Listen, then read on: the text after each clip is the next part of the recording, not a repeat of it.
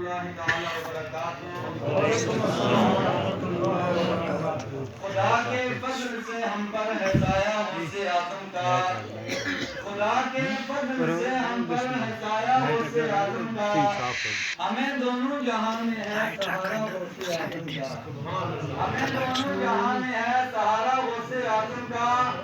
اور عزیزو کر چکو تیار جب میرے جنازے کو، عزیزو کر چکو تیار جب میرے جنازے کو، تو لکھ دینا کفن پر نام والا غوث اعظم کا، لکھ دینا کفن پر نام والا غوث اعظم کا۔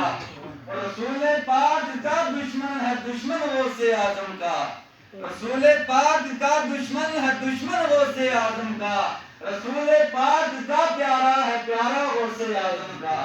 اور قبر میں جب فرشتے مجھ سے پوچھیں گے تو کہہ دوں گا، قبر میں جب فرشتے مجھ سے پوچھیں گے تو کہہ دوں گا، اسیر قادری ہوں اور نام لیوا غوث اعظم کا، اسیر قادری ہوں اور نام لیوا غوث اعظم کا۔ حضرات وہ تمام گفتگو سے پہلے بہتر اور مناسب ہے کہ ہم تمامی غلامان رسول اکرم صلی اللہ علیہ وسلم میں کا اپنے آقا و مولا حضور پر نور شافی و مشہور سیدنا جناب رسول اکرم صلی اللہ علیہ وسلم کی بارگاہ عالیہ میں درود پاک پڑھے۔ اللہم صلی علی سیدنا محمد و علی سیدنا محمد و صحابہ سیدنا محمد و بارک وسلم۔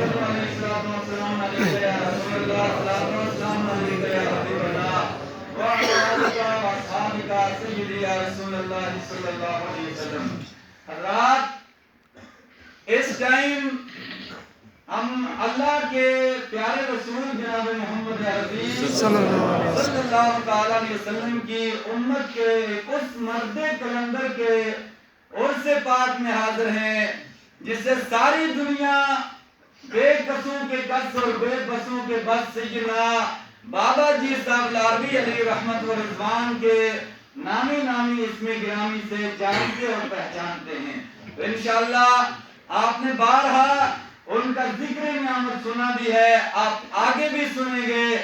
آج اللہ کا بہت بڑا احسان ہے کہ آج ہمارے سامنے اللہ کے رسول جناب محمد عربی صلی اللہ علیہ وسلم کی امت کے دو چہتے ولیوں کا عرس پاک جمع ہے، ایک سیدنا غوث اعظم کا اور ایک اس مرد کلندر کا عرس پاک آج عالم اسلام میں منایا گیا، جس کا ذکر خود رسول کائنات مسجد نبوی کے منبر پر بیٹھ کر کیا کرتے تھے۔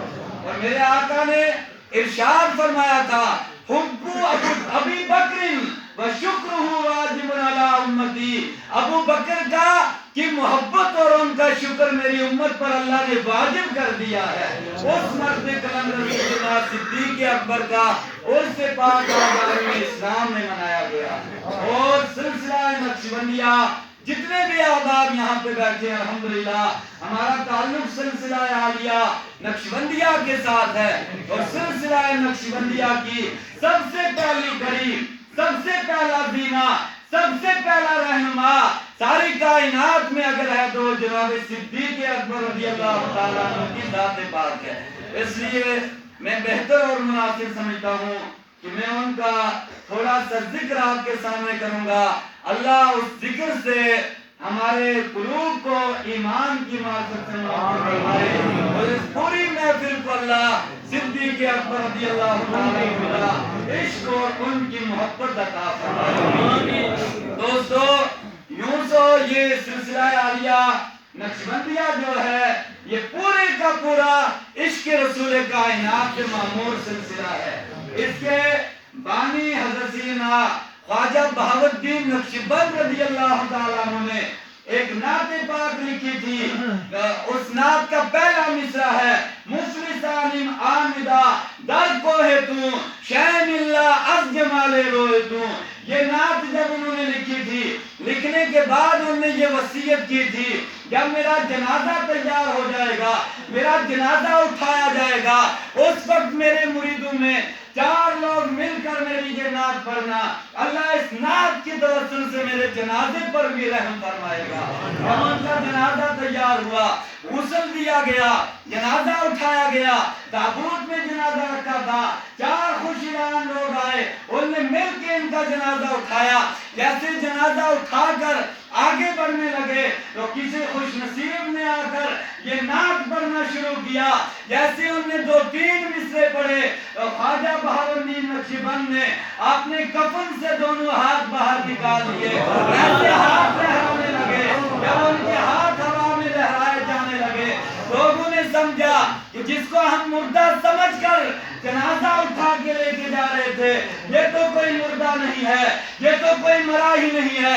انہوں نے جنازہ زمین پہ رکھ دیا، مگر ولی را ولی می شناس، ولی کو ولی ہی پہچانتا ہے۔ اسی صف میں سے ایک اور کلندر نکلا، اس نے آگے بڑھ کے کہا، اے اللہ کے ولی، ہمیں پتا ہے آپ مرے نہیں، اس لیے کہ رسول کائنات کی حدیث ہے، الا ان اولیاء اللہ لا یموتون بل ینتقلون من دار الی دار۔ خبردار، اللہ کے ولی عام لوگوں کی طرح مرتے نہیں، وہ ایک گھر سے دوسرے گھر میں ہجرت کر کے جاتے ہیں۔ ہمیں یہ پتا ہے آپ عشق رسول میں گئے ہیں، آپ نے فنا کے رسول ہو کر موت کا جام دیا ہے، مگر اللہ کے بندوں کو آزمائش میں مت ڈالیں، اپنے ہاتھ نیچے کر لیں۔ انہوں نے ہاتھ نیچے نہیں کیے۔ پھر اس مرد کلندر نے کہا، اے اللہ کے ولی، اے نبی کے امتی، اے میرے آقا رحمت کے عاشق، وہ دیکھو سامنے تمہارا انتظار کرنے کے لیے جناب رسول کائنات جلوہ کر رہے ہیں، ان کی عدم کے لیے اپنے ہاتھ جھکا لو۔ خواجہ بہاؤالدین نقشبند نے اپنے ہاتھ نیچے کر لیے، ان کو لے کر قبر پاک میں دفن کیا گیا۔ آج بھی ان کی قبر پر اللہ کے رسول کے طفیل اللہ کروڑوں رحمتیں نازل فرماتا ہے۔ اللہ اس رحمت کے ہمیں بھی امیدوار اس سلسلے کے ساتھ ہم منسلک ہیں جس کے بانی کی یہ شان ہے کہ ان کے جنازے کا استقبال جناب رسول کائنات فرما رہے ہیں، اور ان کی روح نکلنے کے بعد بھی اگر نعت رسول پڑھی جائے تو ہاتھ باہر نکال کر داد دیتے ہیں۔ لہذا ہم بڑے خوش نصیب ہیں، ایسے مرد کلندر کے ساتھ ہماری نسبت ہے۔ اللہ رب العزت اس نسبت کو قائم رکھے، اسی نسبت پر ہمیں زندگی بھی عطا فرمائے اور موت بھی اسی نسبت میں اللہ ہمیں عطا فرمائے، اور محشر کے میدان میں بھی اللہ کے ولیوں کا اللہ ہمیں سایہ نصیب فرمائے۔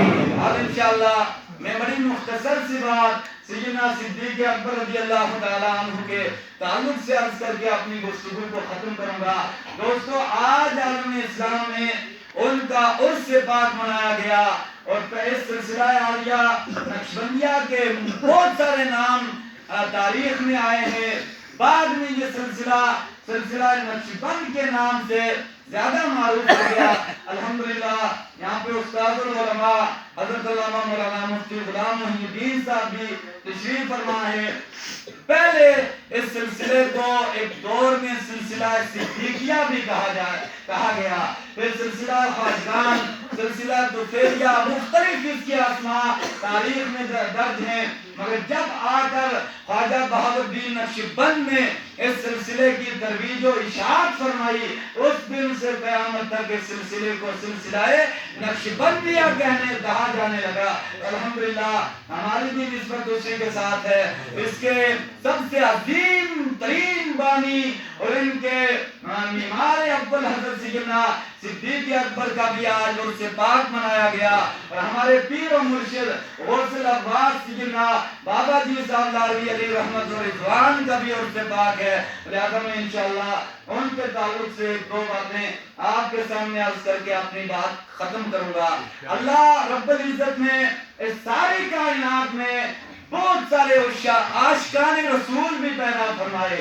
وہ لوگ بھی اس دنیا میں آئے جنہوں نے بے وضو کبھی جناب رسول پاک کا نام بھی زبان پر نہیں لائے۔ وہ لوگ بھی اس کائنات میں آئے جن سے کہا گیا کیا آپ نے کبھی رسول پاک کا دیدار کیا ہے؟ انہوں نے فرمایا کہ لوگوں، جب میں رات کو بستر پر لیٹتا ہوں، آنکھیں بند کرتا ہوں، میرے سامنے جلوہ مصطفیٰ ہوتا ہے، اور جس خواب میں جناب رسول کائنات کا دیدار نہ کروں، اس دن میں اپنے آپ کو مومن ہی تصور نہیں کرتا. ایسے لوگ بھی اس دنیا میں آئے مگر ان تمام کو ایک جانب جمع کیا جائے تو صدیق اکبر کے عشق رسول کا کوئی جواب ہی نہیں دے سکتا. صدیق اکبر کو اللہ رب العزت نے عشق رسول کا ایک ایسا منبع بنا کر بھیجا کہ ساری کائنات میں ان کے اس عشق رسول کی کوئی مثال پیش نہیں کر سکتا.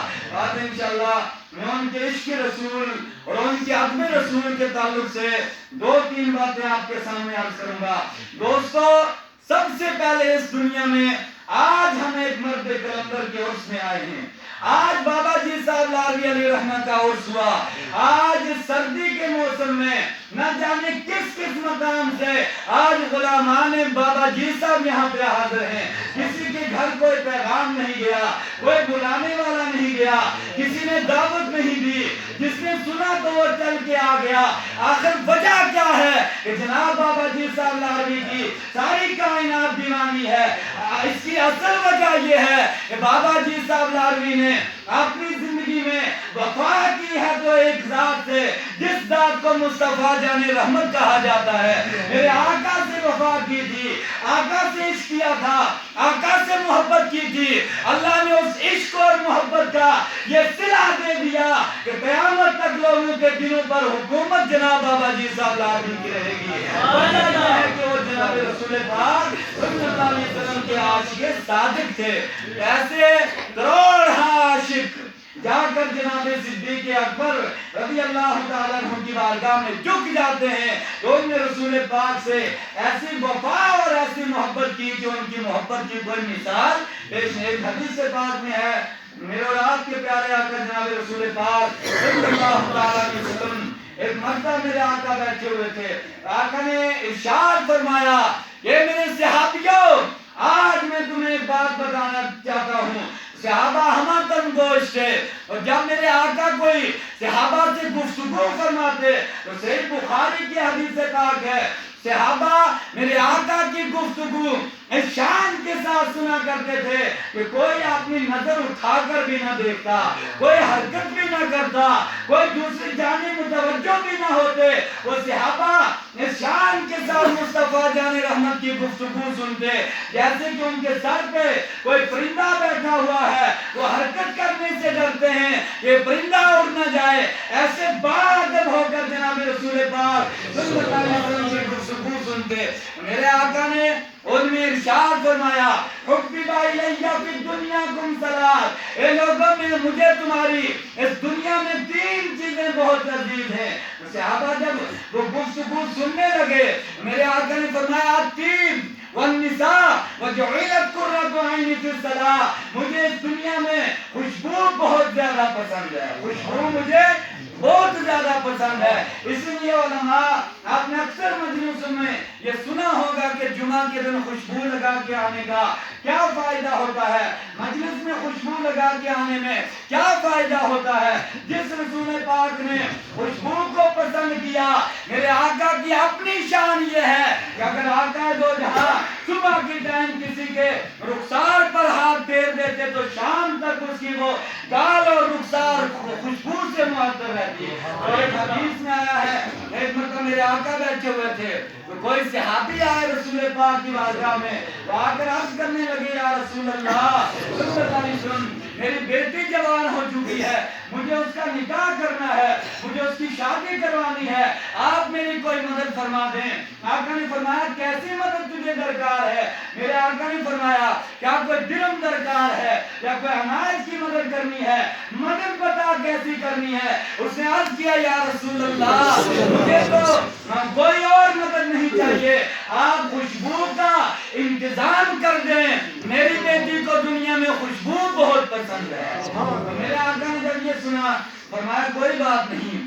گرمی کا وقت تھا، آقا دو جہاں کے جبین ناز پر پسینہ تھا. آقا نے فرمایا ایک شیشی لاؤ. اس صحابی نے شیشی سامنے کی، آقا نے ایک ڈنڈی اٹھائی، اس ڈنڈی سے اپنا پسینہ صاف کیا اور اس خوشبو والی وہ شیشی میں میرے آقا ڈالنے لگے.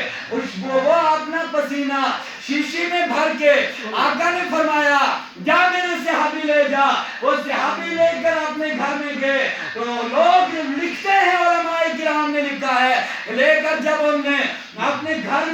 وہ خوشبو استعمال کی اور پورے گاؤں میں اس گھر سے خوشبو آنے لگی.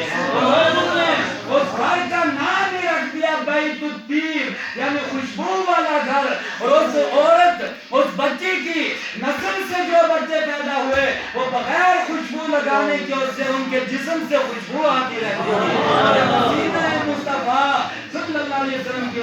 پھر ہمارے یہاں اکثر بابا جی صاحب لاہوری کے دربار پہ ہم بہت سارے احباب آتے ہیں, روٹی کوئی بھی چیز تبرک کی لے کے جاتے ہیں, یا علماء آتے ہیں. مثال کے طور پہ ہمارے استاد صاحب ہیں یہاں کے بکہ عالیہ کے خطیب صاحب ہیں, ان کے سامنے اگر پانی وانی لایا جائے یہ دم کر کے اس پہ دے تو بہت سارے لوگوں کو یہ ہضم نہیں ہوتا. پتہ نہیں یہ نئی کوئی رسم ہے, کوئی نیا کوئی طریقہ رائج ہو گیا. حدیث پاک میں اور صحیح حدیث ہے, میرے آقا فجر کی نماز جب پڑھتے جیسے اپنے گھر سے باہر مسجد سے باہر نکلتے آگے مدینے کے بچے اور غلام کھڑے ہوتے.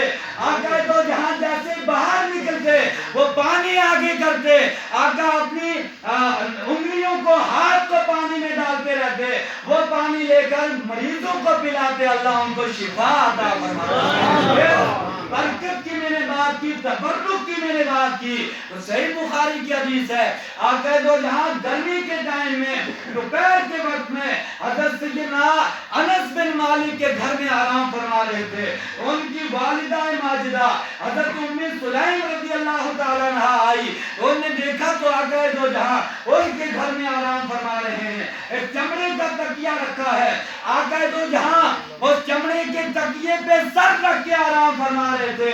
آقا دو جہاں کی جبین ناز پر پسینہ آیا ہوا ہے, وہ خود فرماتی ہیں وہ پسینہ جب اس چمڑے کے تختے پر تخت پر تکیے پر گرتے تو ایسے محسوس ہوتا جیسے آسمان سے موتی زمین پہ گر رہی ہے. وہ انہوں نے جب یہ دیکھا تو وہ گئی, انہوں نے جا کے ایک شیشی لا کے ڈنڈی کے ساتھ وہ پسینہ جمع کر کر کے شیشی میں بھرنے لگی. میرے آقا کی آنکھ مبارک کھلی, آقا دو جہاں نے جیسے ہی آنکھ کھول کے دیکھا حضرت امی سلیم وہ پسینہ جمع کر رہی ہیں. آقا نے پوچھا ہے امی سلیم یہ کیا کر رہی ہو؟ انہوں نے عرض کیا یا رسول اللہ یا نبی اللہ میں آپ کا پسینہ جمع کرتی ہوں. آقا نے فرمایا کرنا کیا ہے؟ انہوں نے عرض کی کہ یا رسول اللہ اس کو میں اپنی خوشبو میں ملاؤں گی اور اپنے بچوں کے لیے اس سے برکت حاصل کروں گی. اب دو جہاں کے والی نے جب یہ سنا کہ میرے پسینے سے برکت حاصل کی جائے گی, آقا دو جہاں نے فرمایا قد عصبتی, اے میری صحابیہ تو نے بہت اچھا کیا, اللہ میرے پسینے سے تمہارے بچوں کو تبرک عطا فرمائے. اسی سے ہمیں اہل سنت والجماعت اولیاء کے مزاروں پہ اولیاء کی بارگاہوں سے تبرک لے کے جاتے ہیں, اس لیے کہ صحابہ جناب رسول تاجدار صلی اللہ علیہ وسلم کی بارگاہ سے تبرک لیتے. اور پھر میرے آقا کا دور مبارک ہوتا, اگر آقا دو جہاں اٹھ کر کے ہی چلے جاتے, صحابہ کو میرے آقا کی تلاش ہوتی, وہ کسی کو نہ پوچھتے کہ رسول پاک کہاں گئے ہیں, وہ کسی سے راستہ نہ پوچھتے, وہ جا کر راستوں پر دیکھتے جہاں سے خوشبو آ رہی ہوتی وہیں چلے جاتے, وہ خوشبو سے جناب رسول پاک صلی اللہ علیہ وسلم کو پا لیتے. اب یہ خوشبو سے معطر آقا فرماتے ہیں کہ مجھے دنیا میں مجھے دنیا میں خوشبو سب سے زیادہ پسند ہے. والنساء اور اپنی ازواج کے ساتھ عدل و انصاف کرنا یہ دنیا میں مجھے بہت پسند ہے. اور جعلت قرۃ عینی فی الصلاۃ, اور نماز میری آنکھوں کی ٹھنڈک ہے, نماز میں اللہ نے میری آنکھوں کی ٹھنڈک رکھی ہے. اب جب میرے آقا نے یہ تین چیزیں بیان فرمائی تو صدق و صفا کے پیکر جناب صدیق اکبر رضی اللہ تعالیٰ, صدیق اکبر کی یہ بھی ایک شان مبارک ہوتی. جب میرے آقا مجلس میں بیٹھتے تو صدیق اکبر رسول پاک کی دائیں جانب بیٹھا کرتے, اکثر و بیشتر وہ دائیں جانب بیٹھا کرتے.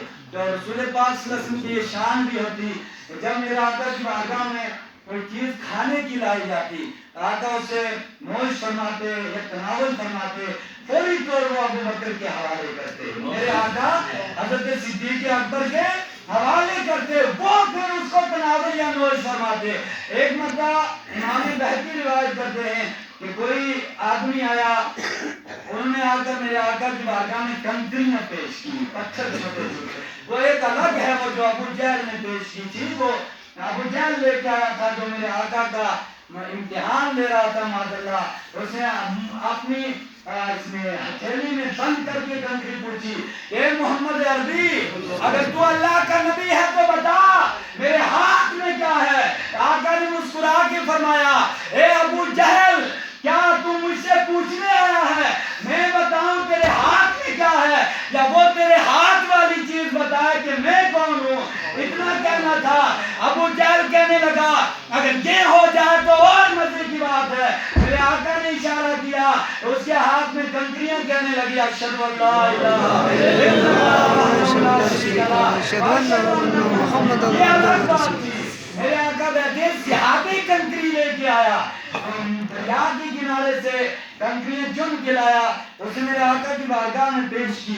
آقا نے محبت کے ساتھ وہ کنکریاں اپنے ہاتھ میں پکڑی تو وہ جیسے دست رسول پاک صلی اللہ علیہ وسلم میں آئی، میرے آقا کے ہاتھ میں آئی. اب یہ بات طویل ہو جائے گی، میں مختصر اشارہ کر رہا ہوں کہ آج لوگ ہمیں یہ تانا دیتے ہیں.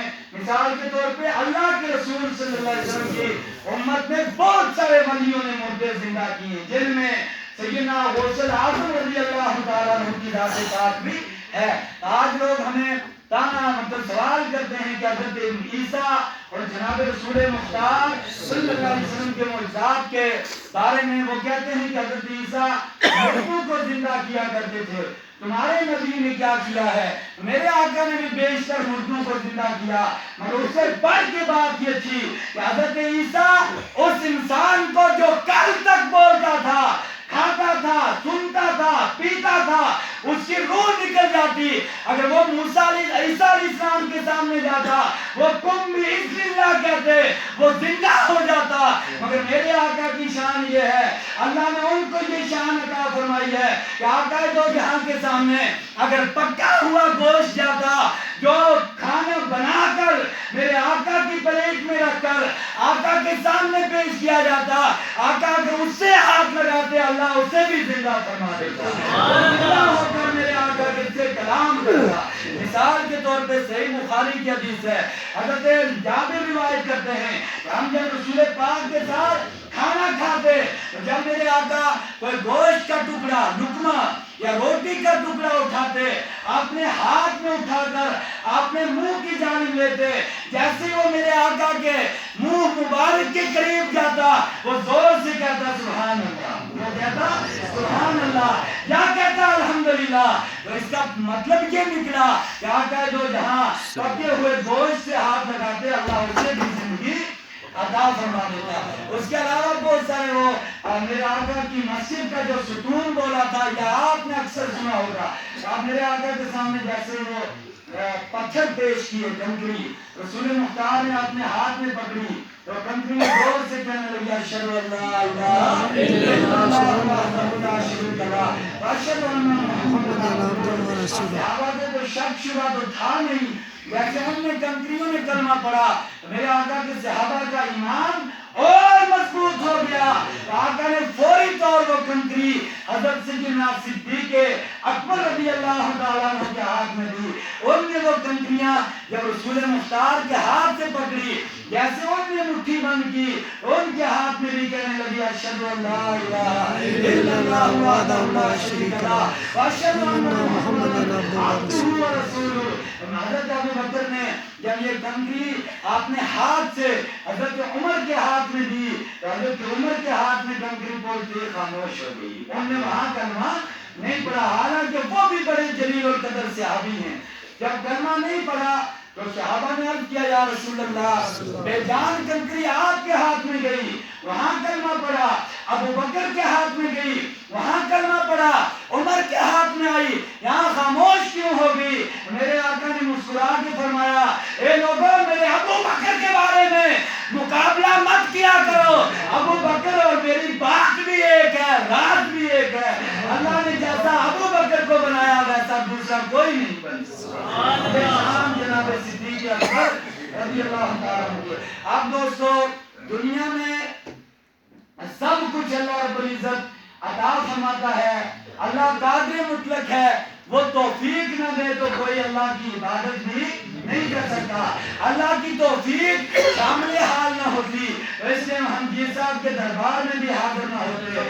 اللہ کی عطا سے، اس کی توفیق سے ہم یہاں پہ جمع ہوئے ہیں. مگر میرے دوستو، اس ساری کائنات میں اگر نفع کا سودا کرنا ہے، اگر کامیابی کا سودا کرنا ہے، اگر فلاح کا سودا کرنا ہے، اگر بھلائی کا سودا کرنا ہے، وہ کسی دوسری چیز میں نہیں ملے گا.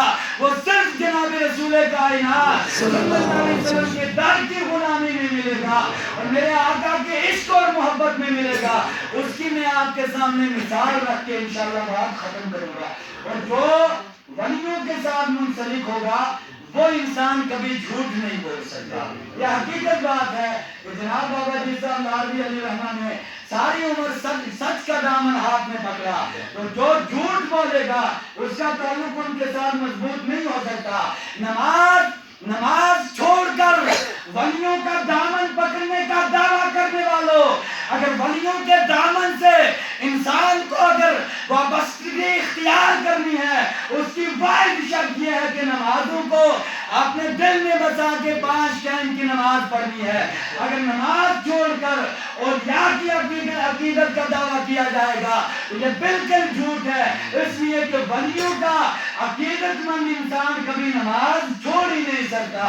اور جس ولی کامل کی بارگاہ میں آج ہم بیٹھے ہیں، ان میں تو ساری زندگی فرائض کے ساتھ ساتھ نوافل اور نوافل کے ساتھ ساتھ تہجد اور دیگر عبادات کے ساتھ ایسی عقیدت کی رکھی ہے کہ کئی سال تک لوگوں نے ان کا چہرہ بھی نہیں دیکھا. یہ روح پوش ہو کر اللہ رب العزت کی عبادت میں لگے رہتے تھے. اللہ کی عبادت کے سوا دنیا میں کوئی نفع نہیں مل سکتا، مگر وہی انسان ان عبادات میں کامیابی اختیار کر سکتا ہے جس کا تعلق جناب رسول کائنات صلی اللہ علیہ وسلم کی بارگاہ سے مضبوط ہوا. مثال کے طور پر صدیق اکبر رضی اللہ تعالیٰ عنہ ہجرت کی رات میرے آقا جب مکہ سے نکلے تو ساتھ میں آپ تمام احباب کو پتا ہے کہ صرف صدیق اکبر رضی اللہ تعالیٰ عنہ کی ذاتی پھر غار طور سے آگے اور ان کے ساتھ 2 اور انسان بھی تھے جو ان کا ایک غلام تھا، ایک راستہ دکھانے والا بندہ. مگر ابتدا میں اس کاری تاریخی رات میں جناب رسول پاک صلی اللہ علیہ وسلم کے ساتھ صرف جناب صدیق اکبر رضی اللہ تعالیٰ عنہ کی ذات پاک تھی. یہ ابو بکر صدیق جب مکہ سے نکلے تو میرے آقا جب چل رہے تھے، صدیق اکبر کبھی چھلانگ مارتے تو رسول پاک سے آگے ہو جاتے، چھلانگ مار کر میرے آقا سے آگے ہو جاتے، کبھی چھلانگ مارتے پیچھے چلے جاتے، کبھی دائیں کبھی بائیں. اور میرے آقا نے کافی دیر تک ان کا یہ راستہ چلنے کا انداز دیکھا.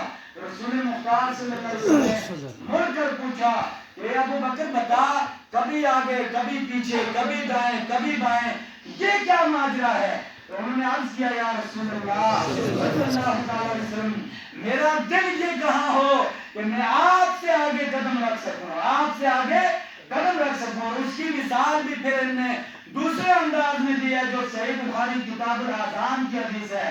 میرے آقا کسی جنگ سے لوٹ کے آ رہے تھے، راستے میں کسی قبیلے کی صلح کروانے کے لیے میرے آقا چلے گئے. پیچھے نماز کا ٹائم ہوا، حضرت بلال نے اذان دی، اذان کے بعد عرض کیا اے ابو بکر صدیق، میں نماز کے لیے اذان دے چکا ہوں، نماز کا ٹائم ہو چکا، میرے آقا نہیں آئے ہیں، آپ آگے بڑھیں اور صحابہ کو نماز پڑھا دیں. اور نے جب یہ عرض کیا ابو بکر صدیق نے آگے بڑھ کے نماز شروع کی تو پیچھے جناب رسول کائنات صلی اللہ علیہ وسلم تشریف لے آئے.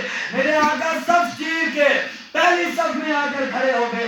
اب صحابہ کرام حضرت ابو بکر صدیق کو یہ سمجھانا چاہتے تھے کہ جناب رسول اکرم صلی اللہ علیہ وسلم آپ کے پیچھے آ چکے ہیں. انہوں نے ایسے ہاتھ پہ ہاتھ مار کے تالیاں بجائی. جب صدیق اکبر نے یہ شور سنا، انہوں نے پیچھے مڑ کے دیکھا تو صف میں جناب رسول اکرم صلی اللہ علیہ وسلم کھڑے ہیں، میرے آقا تشریف فرما ہے. اب ابو بکر صدیق کو یہ پتا چل گیا کہ دو جہاں کے والی حضرت رسول اکرم صلی اللہ علیہ وسلم جو مسجد اقصی میں پہنچے تھے تو جن کے سامنے آدم علیہ السلام بھی امامت نہ کر سکے، ابراہیم امامت نہ کر سکے، کوئی نبی امامت نہیں کر سکے، تمام نبیوں کا امام میرے پیچھے سب نے آ کے تشریف فرما ہے۔ اور میں یہ دیکھتے ہی میں سب میں سے میں پیچھے مڑ کے دیکھا تو دل میں مصلی چھوڑ دیا، اور مصلی چھوڑنے کے بعد یہ پیچھے والی سب کی جانب جانے لگے۔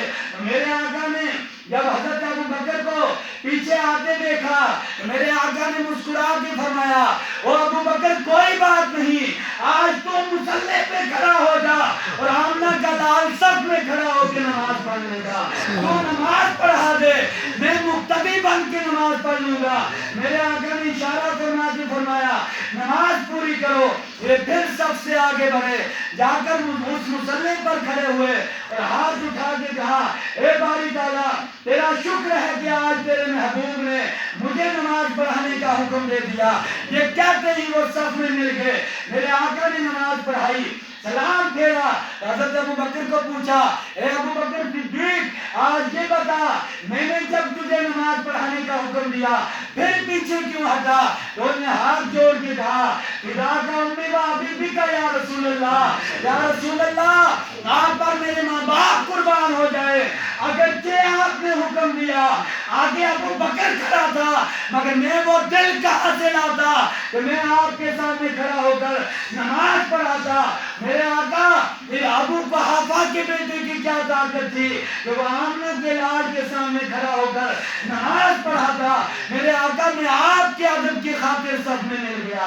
ابو بکر صدیق کی وہ ذات پاک ہے جو نماز میں بھی ادب جناب رسول کائنات صلی اللہ علیہ وسلم کا اس قدر خیال رکھتے ہیں، وہ چھلانگ مار کے آگے چلے جاتے، چھلانگ مار کے دائیں چلے جاتے، بائیں چلے جاتے، پیچھے آ جاتے۔ آقا نے پوچھا آپ ایسا کیوں کرتے ہو؟ تو ہم نے عرض کی کہ یا رسول اللہ صلی اللہ علیہ وسلم میں اس لیے یہ کر رہا ہوں کہ میرے دل میں ایک تمنا ہے کہ یا رسول اللہ آپ کے مکہ دشمن ہو چکا ہے، مکہ کے لوگ آپ کو قتل کرنا چاہتے ہیں، آپ کے قتل کی تیاری کر بیٹھے ہیں۔ میرے آقا جب مجھے یہ گمان ہوتا ہے کہ آگے سے آپ پہ حملہ ہوگا میں چھلانگ مار کے آپ کے آگے اس لیے جاتا ہوں، ادب کا تو میرے دل میں خیال نقش ہو چکا ہے مگر آپ سے آگے اس لیے جاتا ہوں کہ جب مجھے یہ یقین ہوتا ہے کہ آگے سے تلوار آئے گی میں چاہتا ہوں کہ میں آپ کے آگے چھلانگ مار کے کھڑا ہو جاؤں تاکہ تیر آپ کی جانب اٹھے اور سینہ میرا ہو، اور میرے سینے پر جب وہ تیر لگے میں آپ کی خاطر قربان ہو جاؤں۔ یہ جذبہ لے کر میں جا رہا ہوں۔ میرے نقشبندی سنی مسلمان بھائیوں، اس دنیا میں اگر کامیابی اور کامرانی ہمیں درکار ہے تو اس کا واحد راستہ یہ ہے کہ ہم اپنے دل میں جناب رسول تاجدار صلی اللہ علیہ وسلم کا عشق پیدا کر لیں۔ میں بات ختم کرتے ہوئے آپ کے سامنے آخری حدیث رکھ رہا ہوں، مشکوٰۃ شریف کی حدیث ہے۔ حضرت سیدہ عائشہ صدیقہ فرماتی ہیں کہ میں چودھویں کا چاند تھا، چمک رہا تھا چاند، میں اپنے آقا کے ساتھ اپنے گھر کے آنگن میں حجرہ مبارکہ کے آنگن میں آرام فرما رہی تھی تو چار پائی کے اوپر لیتے ہوئے جب میں نے دیکھا تو آسمان میں ستاروں کی جھلمٹ ہے، ستارے چمک رہے ہیں۔ میں نے جب ان کو دیکھا تو میں نے عرض کیا کہ یا رسول اللہ صلی اللہ علیہ وسلم آپ بتائیں کیا ان ستاروں کی برابر بھی کسی کی نیکی ہے؟ کیا ان ستاروں کی برابر بھی کسی کی نیکی ہیں؟ حضرت عائشہ صدیقہ کے سوال پر میرے آقا نے مسکرا کے فرمایا یہ ایک ناممکن بات جب ہمارے سامنے ہو نا، مثال کے طور پہ جو بات انسان نہ کر سکتا ہو، ناممکن بات ہو تو اس میں انسان کہتے ہیں یہ کام کرنا ایسا ہے جیسے آسمان کے ستاروں کی گنتی کرنی ہے، یعنی اس آسمان کے ستاروں کی گنتی کوئی نہیں کر سکتا۔ میرے آقا سے حضرت عائشہ نے عرض کیا یا رسول اللہ کیا آسمان کے ستاروں کی برابر بھی کسی انسان کی نیکیاں ہو سکتی ہیں؟ میرے آقا نے مسکرا کے فرمایا اے عائشہ کیا عجیب سوال کیا، ان آسمان کے تمام ستاروں کو اگر اکٹھا کیا جائے تو میرے عمر کی ایک نیکیوں کی برابر ہے، میرے عمر کی ایک نیکی کی برابر ہے۔ حضرت عائشہ نے جب یہ سنا کہ میں نے سوال کیا تھا رسول اکرم علیہ وسلم نے جواب میں حضرت عمر کا ارشاد فرمایا، حضرت عائشہ نے عرض کی کہ یا رسول اللہ یہ تو آپ نے جواب ارشاد فرمایا، اب مجھے ارشاد فرمائیں یا رسول اللہ کیا عمر کی نیکیاں آسمان کے ستاروں کے برابر یا ان کے تمام ستارے بنا کر عمر کی ایک نیکی کا مقابلہ نہیں کر سکتے؟ میرے باپ کی نیکیاں کہاں گئی؟ آپ کے ابو بکر کی نیکیاں کہاں گئی؟ میرے آقا نے مسکرا کے فرمایا او عائشہ سنو، عمر کی تمام نیکیاں ملا کے میرے ابو بکر کی ایک نیکی کے برابر نہیں ہو سکتی، تمام نیکیاں۔ پھر حضرت ابو بکر مسجد نبوی میں واز فرما رہے تھے، میرے آقا کے وصال کے بعد تو حضرت عمر آئے، عرض کیا کہ ابو بکر آج ایک سوال ہے آپ کی بارگاہ میں، ایک سوال ہے آپ کی بارگاہ میں۔ حضرت عمر نے جب یہ عرض کیا ابو بکر نے ارشاد فرمایا بتا کیا سوال؟ اور میں عرض کی کہ میں آپ سے ایک چیز مانگتا ہوں اور میں نے یہ بھی سنا ہے آپ جیسا سخی اس کائنات میں میرے آقا کے بعد کوئی نہیں۔ حضرت عمر نے جب یہ تعریف کی اور ساتھ بیان کیے حضرت ابو بکر نے ارشاد فرمایا کہ وہ بتا کیا سوال ہے؟ اور نے عرض کی کہ میں ایک چیز مانگنا چاہتا ہوں، آپ کو عنایت فرمائیں۔ حضرت ابو بکر نے فرمایا ہاں دینے کی ہوگی تو میں ضرور تجھے عنایت کروں گا۔ حضرت عمر نے عرض کی کہ اے ابو بکر صدیق وہ جو نیکی جس کے بارے میں میرے آقا نے فرمایا تھا ابو بکر کی ایک نیکی عمر کی تمام نیکیوں کی برابر ہے، وہ جو نیکی ایک تھی جو غار ثور میں آپ نے جناب رسول کائنات صلی اللہ علیہ وسلم کی بارگاہ میں کی تھی، آج عمر آپ کی بارگاہ میں سوالی بن کے آیا ہے۔ آج عمر عرض کرتا ہے وہ نیکی آپ مجھے دے دو، اس کے مقابلے میں اس کائنات میں جو کچھ لینا چاہتے ہو میں دے دوں گا۔ حضرت ابو بکر نے روتے ہوئے ارشاد فرمایا اے عمر اگر جان مانگے گا تیرے قدموں پہ قربان کر دوں گا، اولاد مانگو گے وہ قربان کر دوں گا، ساری کائنات کی جو اشیاء مانگے گا وہ تیرے قدموں پہ قربان کر دوں گا، مگر یہ نیکی میں تجھے کبھی نہیں دے سکتا۔ حضرت عمر نے عرض کیا اس نیکی کو کیوں نہیں دے سکتے؟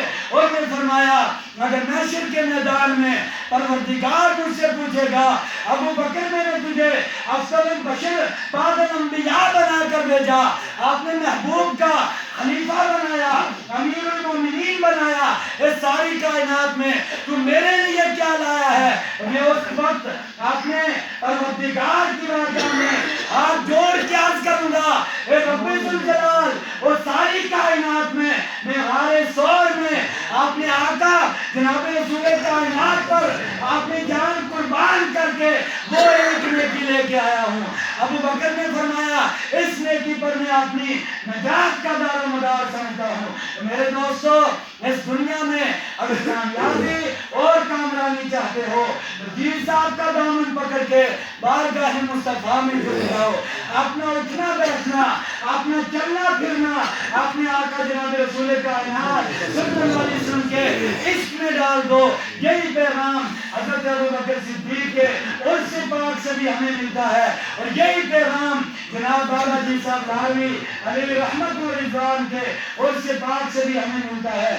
اللہ پاک اس دربار کا سایہ تنظیر ہمارے سر پر قائم فرمائے، پروردگار عالم اس دربار کی محبت ہمارے دلوں میں مولا جب تک جیے اس دربار سے منسلک زندگی عطا فرمائے، مولا جب مرے جی صاحب کی محبت میں موت نصیب فرمائے، مولا قبر و حشر میں ان کا نام میں کرم عطا فرمائے۔ انشاءاللہ پھر موقع ملا تو مزید اس کے تعلق سے زندگی میں ساتھ دیا تو کبھی آپ کے سامنے عرض کروں گا۔ میں مائے کرام سے معذرت چاہتے ہوئے کیونکہ میں نے کافی ٹائم لیا، آپ کی گفتگو ختم کر رہا ہوں۔ وما علیکم ورحمۃ اللہ وبرکاتہ۔